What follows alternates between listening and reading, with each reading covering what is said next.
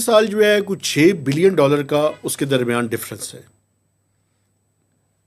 State bank of Pakistan جو ہے اس کا ڈیٹا اور ہے, جو پی بی ایس ہے پاکستان بیورو آف اسٹیٹسٹکس وہ کچھ اور کہہ رہا ہے, پرال جو ہے اس کا ڈیٹا کچھ اور بتا رہا ہے, اب تو پی ایس ڈبلیو بھی آ گیا ہے.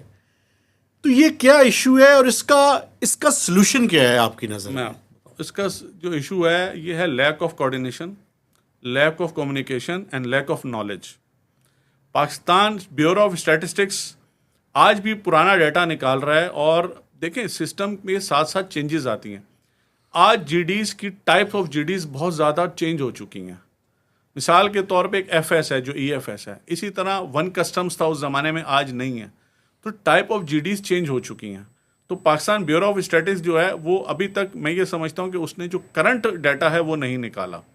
اب جو اسٹیٹ بینک اور کسٹمز کی بات کریں تو میں آپ کو یہ بتاؤں کہ اسٹیٹ بینک جو ڈیٹا لیتا ہے وہ لیتا ہے آپ کا جو ایف آئی ویلیو یا فورن کرنسی جو آپ کی باہر گئی ہے, جبکہ کسٹمز وہ اپنا ڈیٹا وہ لیتا ہے جو اس نے ویلیو اسیس کی ہے. جی, اور اس میں آج بھی اگر آپ جی ڈی کو آپ نیکڈ آئی سے دیکھیں گے